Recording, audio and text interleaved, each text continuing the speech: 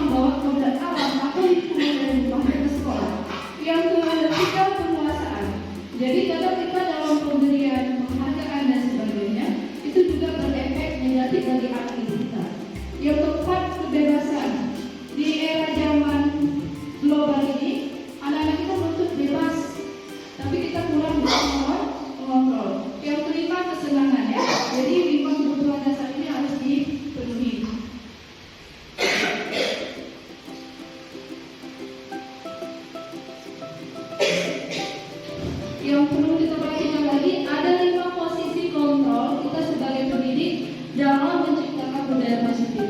Yang pertama ada posisi kontrol sebagai pemukul. Ini yang paling harus kita tekankan pada anak kita dan pada diri kita. Coba kita refleksikan terlebih dahulu. Dari 5 posisi kontrol ini, kira-kira kita berada di posisi yang mana? Apakah sebagai pemukul, membuat anak merasa bersalah, ketiga sebagai teman, keempat sebagai pemantau, atau kelima sebagai manajer? Kalau saya lebih ke teman atau pemantau. Mungkin Bapak Ibu yang lain mungkin sudah sampai ke tahap manajer. Tapi selama ini kita dalam penerapannya biar anak-anak itu disiplin, biasanya apa yang kita lakukan? Menghukum anak tidak pakai sepatu. Kenapa kamu tidak pakai sepatu? Silakan lepas kaos kaki, berceker, tidak pakai sepatu. Sebenarnya itu posisi yang salah ya. Kemudian membuat rasa bersalah. Kamu, orang tua kamu sudah habis biaya sekian-sekian, kamu masih main-main di sekolah gitu ya. Jadi membuat bersalah itu ternyata menimbulkan efek negatif bagi anak. Yang ketiga sebagai posisi teman, kita terlalu dekat dengan anak-anak, tapi tidak ada batasan sehingga anak-anak kadang menganggap kita itu tidak ada batasannya, istilahnya sepele dengan kita. Kemudian yang keempat, memantau. Di sekolah kita ini saya rasa sudah diterapkan memantau dengan adanya sebuah kredit poin, di mana ketika anak bermasalah kita langsung mengingatkan, oh, nak, kamu poin kamu tinggal sekian. Tapi anak-anak itu merasa dipantau, merasa takut jadinya gitu ya. Yang kelima adalah manajer, di mana dari 5 posisi kontrol ini adalah posisi yang paling baik itu adalah manajer. Manajer itu makanya kalau di perusahaan itu gajinya mahal, karena dia bisa mengontrol dirinya dan bisa mengontrol orang lain. Dari 5 posisi kontrol ini, penghukum, pembuat rasa bersalah sama teman itu hanya menimbulkan motivasi ekstensif dari luar, hanya tidak permanen, hanya sesaat. Makanya kalau kita saya dalam pembelajaran ngasih penghargaan gitu kan Pak Tony, ngasih penghargaan pada saat itu aja. Misalnya di sekolah siapa yang paling bersih nanti akan diberi reward dari kepala sekolah, hanya sesaat saja. Tapi kalau dia udah ditanamkan dari dalam diri, ditumbuhkan rasa kesadarannya, akan tumbuh motivasi intrinsik dari dalam hati sendiri. Bagaimana caranya? Tujuan kita untuk menanamkan budaya positif ini kan untuk menerapkan nilai-nilai profil pelajar Pancasila pada anak didik kita. Apa saja nilai-nilainya? Yang pertama, beriman dan bertakwa kepada Tuhan Yang Maha Esa, berkebinekaan global, bergotong royong, kreatif, berdaulat kritis dan mandiri. Kalau untuk kelas 7, alhamdulillah kita sudah menerapkan kurikulum merdeka. Ya, jadi insya Allah dengan penerapan yang baik dalam proyek yang kita lakukan, nanti kita bisa akan mencapai nilai-nilai yang kita harapkan. Terutama dengan menerapkan disiplin positif di sekolah kita.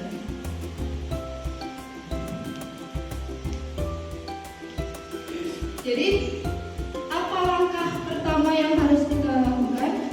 Jadi selama beberapa minggu ini saya sedang membuat yang namanya suatu kesepakatan atau keyakinan kelas di kelas masing-masing. Itu di kelas 71, 81 dan 82. Apa tujuan dibentuknya kesepakatan belajar atau keyakinan kelas ini? Jadi keyakinan atau kesepakatan kelas ini kami buat seperti kontrak belajar, tapi tertulis di mana anak itu harus bertanggung jawab dengan apa yang dibuatnya. Jadi kalau mereka melanggar suatu aturan, balikkan lagi kesepakatan belajar yang sudah dibuat. Misalnya anak-anak tidak mengerjakan PR.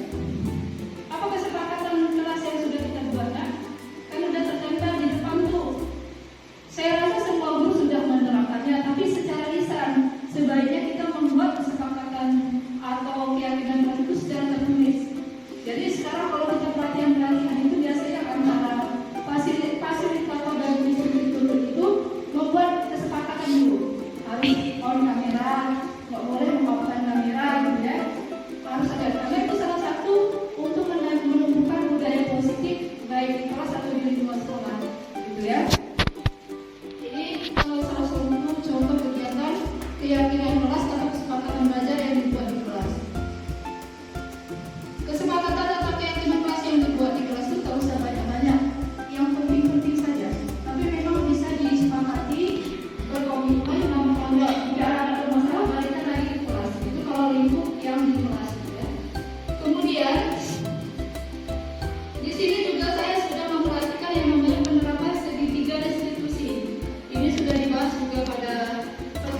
minggu lalu.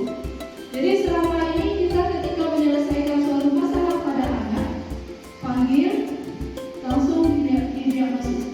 Kenapa kamu main HP di kelas? Itu tidak baik kan? Langsung dimarahi. Telepon orang tua kan? Sebenarnya ada namanya 3 tahap penerapan dalam memecahkan masalah, yaitu namanya restitusi. Apa restitusi? Di sini disebutkan bahwa restitusi adalah proses menciptakan kondisi bagi murid untuk memperbaiki kesalahan mereka, sehingga mereka bisa kembali pada kelompok mereka dengan karakter yang kuat.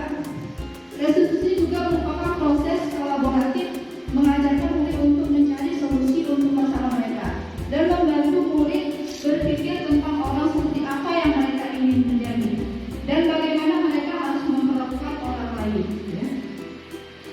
Jadi ada 3 tahap segitiga restitusi. Yang pertama ada menstabilkan identitas anak dulu. Yang kedua validasi tindakan yang salah. Yang ketiga menanyakan keyakinan anak. Nih ada skenario ya, ada kasus penerapan segitiga restitusi. Pada saat pembelajaran kegiatan belajar diskusi nomor 5 di kelas 8, saya melihat ada seorang anak didik yang tidur di kelas saat kegiatan diskusi mengerjakan LKPD yang telah dibagikan pada masing-masing kelompok. Namanya adalah Budaya Dali. Cuma satu kelompoknya telah mengingatkan beliau untuk mengerjakan tugas bersama-sama, tapi beliau tetap tertidur dan tidak mau ikut mengerjakan tugas yang dibagikan. Ketika saya mendatangi meja anak tersebut dan membangunkan dia sangat terkejut, spontan saya menyuruh dia untuk ikut mengerjakan tugas bersama teman-temannya.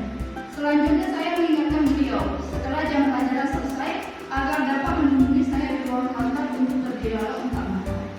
Selama ini kalau kita mendapatkan kasus di dalam kelas atau di luar masalah, langsung mengambil tindakannya. Misalnya di dalam kelas belajar, kita ngerjakan PR, langsung ditempung berdiri, tertidur di kelas, langsung dimarahi. Itu adalah hal yang salah sebenarnya, bisa mengganggu mentalnya. Jadi hal yang utama yang kita lakukan adalah menegur secara halus dulu, membiarkan dia belajar, menunggu waktu untuk mengontrol emosi kita yang pertama. Emosi kita reda, emosi anak itu reda, baru nanti kita jumpai secara berhormat mantap. Itu menggunakan apa? Menggunakan 3 tahapan restitusi tadi.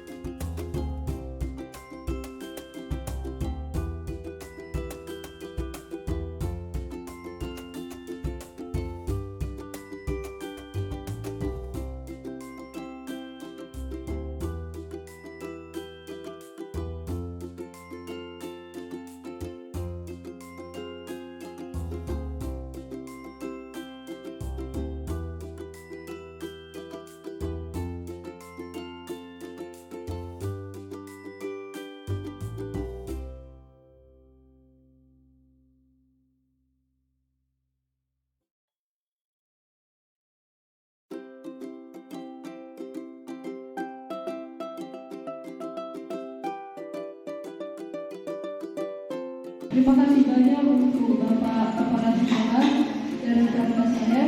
Mungkin masih ada yang mau kita diskusikan, boleh kita diskusikan dalam beberapa menit ini. Baik untuk Bu Barat.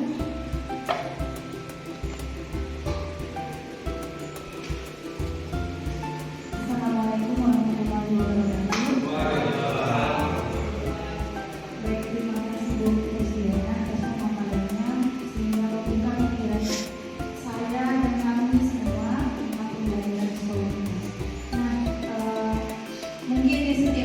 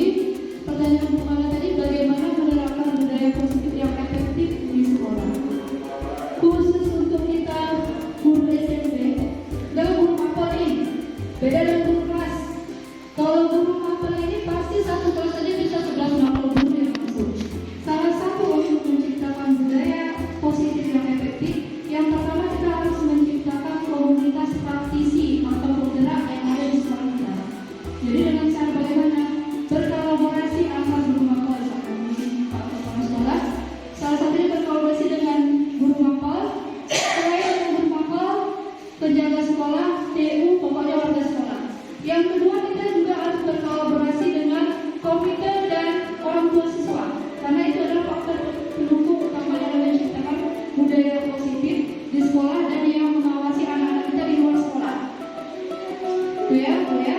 Yang ketiga, seperti materi yang saya paparkan tadi, kita harus memahami kebutuhan anak didik kita, kebutuhan dasar kita, kebutuhan dasar itu harus kita pahami. Kemudian yang paling utama adalah posisi kontrol kita sebagai guru. Jadi pahami terlebih dahulu posisi kontrol kita sebagai guru itu. Usahakan kita jangan terjadi menghukum, membuat anak bersalah, menyalahkan anak, menghukum dan sebagainya. Kalau bisa kita sudah beranjak ke tahap penampilan atau ke tahap manajer. Jadi kalau sudah itu mumpuni, kemudian lingkungan sekolah mumpuni, insya Allah budaya positif yang akan diterapkan di sekolah itu akan berjalan dengan baik. Mungkin selama ini kesalahannya berada di situ. Kurang adanya kerjasama kolaborasi antara warga sekolah, antara guru mapel, kemudian dalam penerapan yang salah. Semoga kita bisa belajar untuk memperbaiki ini ke depannya lebih baik. Mungkin itu aja Kepala. Terima kasih banyak kepada Bapak dan Ibu, kepada Bapak Kepala Sekolah dan wakil kepala sekolah telah menyempatkan waktunya dalam kegiatan sosialisasi penerapan budaya positif di lingkungan sekolah. Saya berada di sini bukan saya berarti saya yang pintar, bukan. Saya hanya diamanatkan untuk menyampaikan suatu materi yang memang harus disampaikan untuk merubah kondisi sekolah kita, karena tujuan guru itu adalah membawa transformasi atau perubahan pada budaya atau kebiasaan sekolah. Terima kasih atas waktunya. Assalamualaikum warahmatullahi wabarakatuh. Terima kasih atas waktu dan kesempatannya yang sudah diberikan. Saya memohon pesan dan pesan ya dari Bapak Kepala Sekolah kita, yaitu Bapak Hadi Juwarno, SPD, EK, FMPD.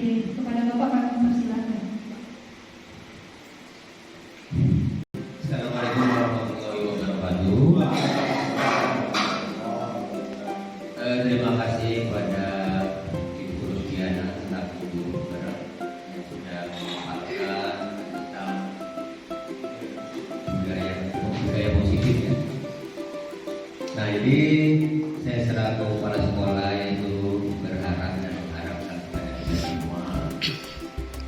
Nah, apa yang disampaikan oleh Ibu Rus tadi yaitu dalam mengatasi masalah pelanggaran-pelanggaran yang dilakukan oleh siswa-siswa kita, yang mana selama ini kebiasaan-kebiasaan yang diterapkan itu merupakan hal yang salah ternyata. Jadi sekarang kita sudah tahu bahwa pelanggaran-pelanggaran yang dilakukan oleh anak kita yaitu cara mengatasinya yaitu dengan ada 5 cara tadi Bu ya, yaitu rasa kasih sayang,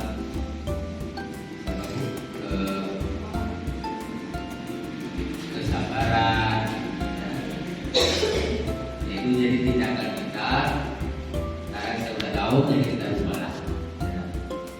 Yaitu pokoknya melalui hukuman-hukuman yang kita berikan ternyata salah ya.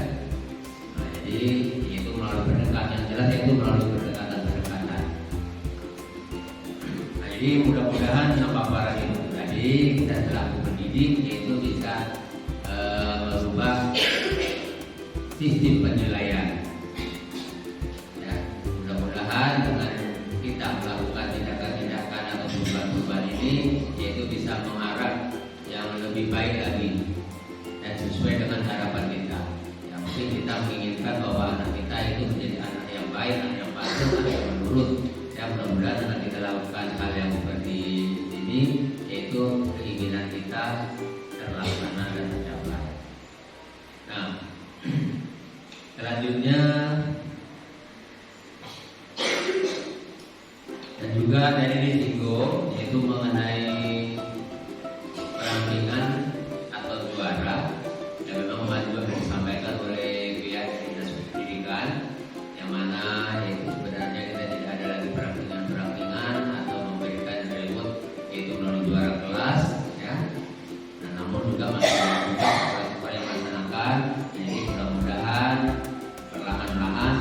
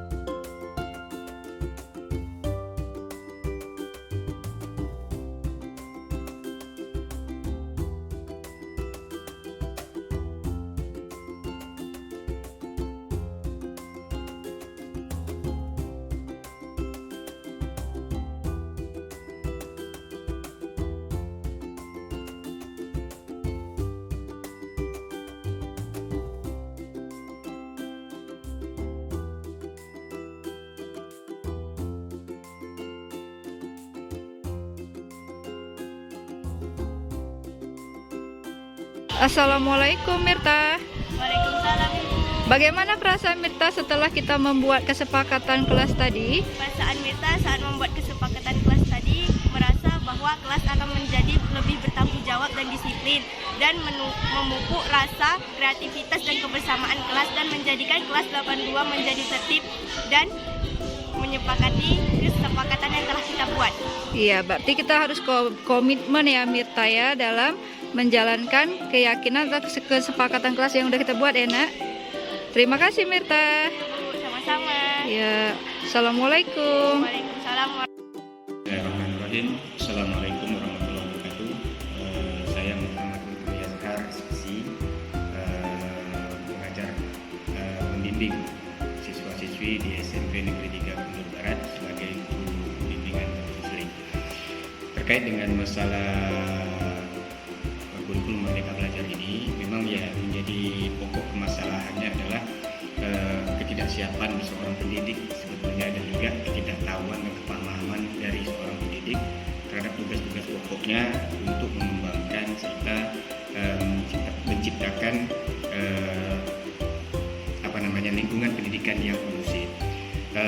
Beberapa hal yang menjadi perhatian, salah satu tugas kita adalah memusatkan kebutuhan dari siswa itu sendiri untuk menemukan kenyamanan dia ingin melaksanakan proses pembelajaran. Terkadang di saat kita dihadapkan pada permasalahan-permasalahan yang kita temukan di lapangan ataupun di kelas, kita lebih kepada penyelesaian saat itu juga. Contoh, di saat anak yang memiliki masalah, kita langsung menindaknya di situ. Sebetulnya ada beberapa hal yang menjadi impact ke depan. Anak akan menjadi merasa tersinggung, anak akan menjadi merasa malu, dan tentunya menimbulkan kebosanan dia pada saat melaksanakan pembelajaran tersebut. Kita sebagai seorang guru tentunya lebih kepada penggalian potensi dan kepada motivasi secara personal. Karena kejadian-kejadian yang tidak sesuai dengan aturan, kemungkinan ada hal-hal di belakangnya ataupun yang menyebabkan hal itu terjadi. Nah, potensi itulah yang sebenarnya harus kita kaji dulu. Kita harus mencari gambaran serta pun mencari solusi apa yang harus kita berikan kepada siswa supaya mereka merasa betul-betul dihargai, baik dari segi waktunya, baik dari segi perilakunya.